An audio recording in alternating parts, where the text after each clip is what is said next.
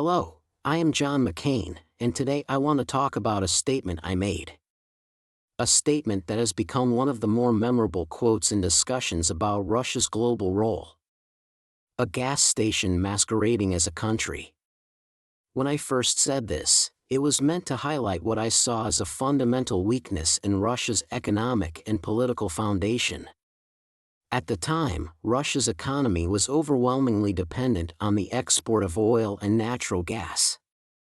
It was a nation whose global influence seemed to hinge almost entirely on its control of energy resources rather than innovation, industrial diversification, or a strong democratic system. For many, including myself, this made Russia appear economically fragile and geopolitically insecure, a country whose power rested on a foundation as volatile as the global oil market. This critique was rooted in the realities of the early 2000s.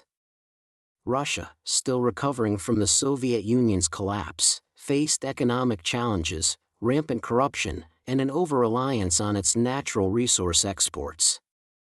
It lacked the diversified industries and technological capabilities of other global powers like the United States or China. My comment was not just an insult but a warning. Russia's apparent strength was superficial and its ambitions potentially dangerous, driven more by necessity than genuine capability. But history has a way of complicating narratives. Today, this quote remains relevant but also invites deeper scrutiny. Yes, Russia is still heavily reliant on energy exports, but it has proven to be far more than just a gas station. It has shown the world that even a resource-dependent economy can project significant power if it leverages its assets strategically. Russia has weaponized its natural resources to exert influence on a global scale. Europe, for instance, has found itself dependent on Russian gas, leaving it vulnerable to economic coercion. The energy conflicts surrounding pipelines like Nord Stream illustrate how Russia uses its position as an energy supplier to shape the policies of neighboring countries and even the broader international community. Beyond energy, Russia has also invested in unconventional tools of influence that go beyond its economic weight. Hybrid warfare, cyber attacks, disinformation campaigns, and election interference have shown that Russia's power projection isn't limited to traditional military or economic means.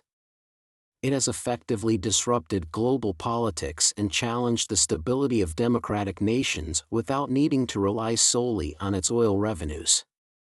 This brings us to the crux of the matter. In the 21st century, power is no longer measured solely by GDP or industrial output. Influence is multifaceted. It can be exerted through the control of resources, the manipulation of narratives, and the exploitation of divisions within and between nations. Russia, despite its economic challenges, has mastered this new playbook of geopolitical competition. So, while my original quote captured an element of truth about Russia's economic dependency, it did not fully anticipate how effectively the country would adapt its strategies to remain a major disruptor on the global stage. Today, Russia continues to challenge the international order, not as a conventional superpower but as a master of asymmetric influence. If there is one lesson to take away, it is that we live in a world where unconventional tools of power have become as important such as disinformation and misinformation, if not more so, than traditional measures of strength. To understand this dynamic fully and to stay informed about the information war we are all experiencing today, follow information-warfare.com. Stay vigilant, stay informed. Thank you.